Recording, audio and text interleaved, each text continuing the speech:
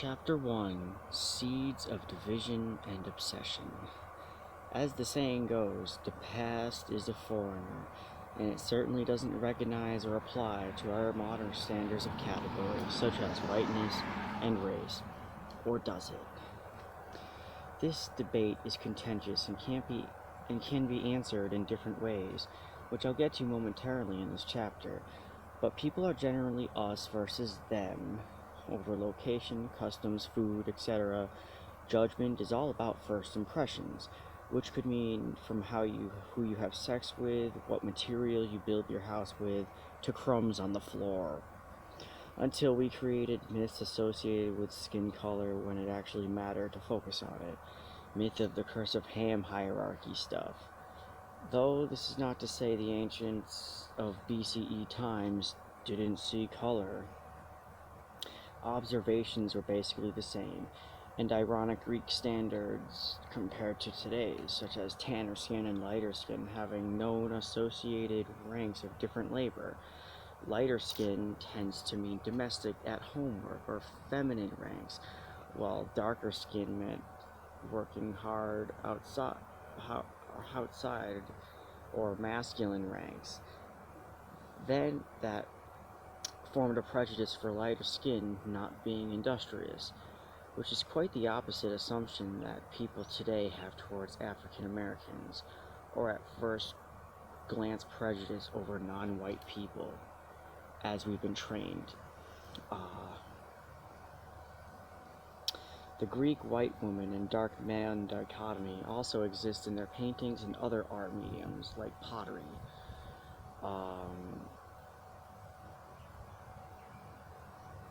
On the other end of things, Africans didn't think their skin was black, like Egyptians, who thought of themselves as red or mahogany, as shown in their art as well.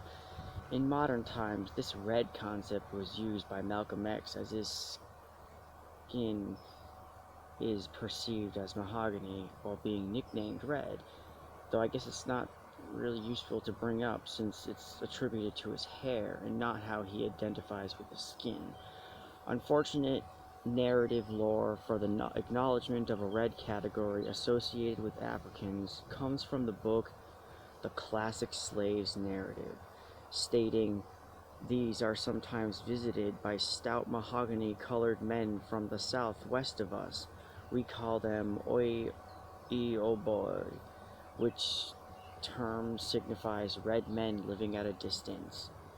None of this suggests whiteness, or blackness for that matter, was the main identifier in ancient times, but the fact that color was used at all doesn't leave it off the hook.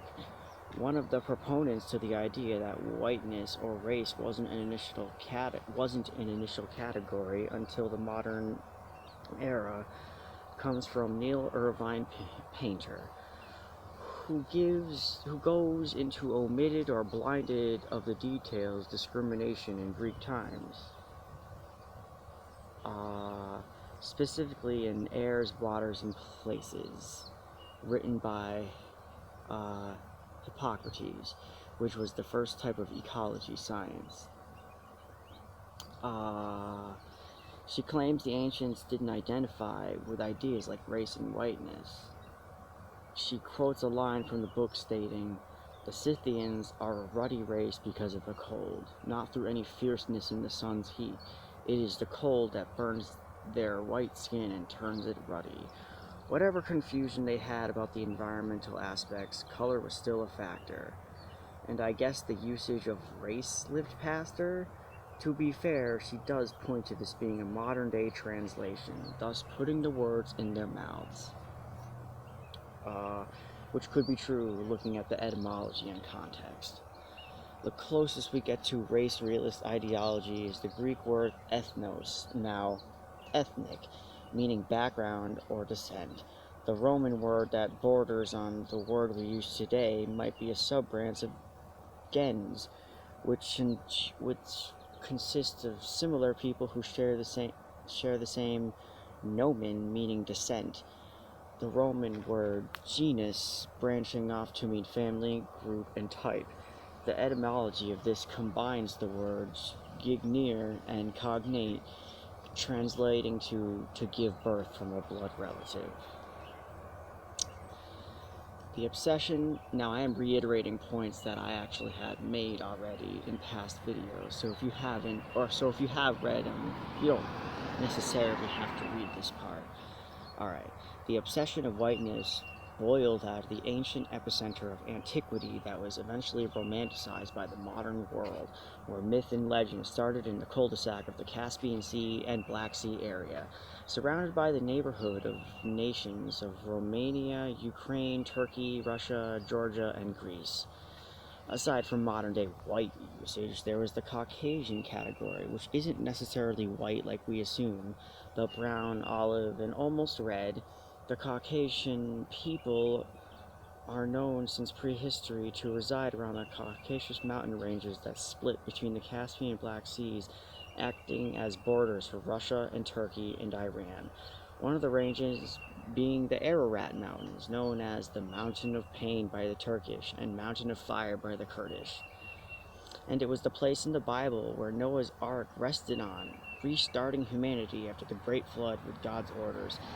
In Greek legend, the Caucasus Mountain is where Jason and his Argonauts stole the Golden Fleece, thanks to the help of the king's daughter who she stole it from.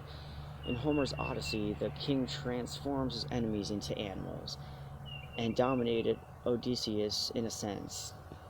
It's where Prometheus stole the fire from Zeus to give to humanity, but in the end was punished by being chained to the mountain and pecked for 30,000 years. And the female Amazon warriors of great supernatural strength that we hear today, usually in movies and comic books. Though in Greek mythology, they remain powerful under patriarch approval as long as they're virgins, unless it's reproductive, obviously. There's documentaries about the Caucasus people are one of the oldest people alive, with emphasis on immortality yogurt. Though one of the oldest people alive, Mirzahan Mavlamov, who lives there, claims she never eats the yogurt. So that stereotype is obviously a lie. His family in the village are said to live in material poverty, poor medical help, and don't eat much, yet live well past 90 on average.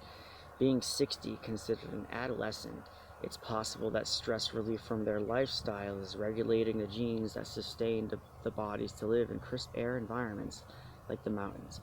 As one woman, Saray Nereva, also over 100, in the village of Mondiga, reports not knowing Iran exists and rarely visits places at all, saying she isn't sad about not being involved. It could be the clean air that keeps this village alive and the low social activity as for our hyperactive world below. And you can find the reference to the final end of this chapter in Mortality of the Gods, where I explain the mythology of longevity, purity, white people, and contrasting that with what the right and conservatives see as a high mortality birth rate in Africans being some inherent thing, which is obviously false. Alright.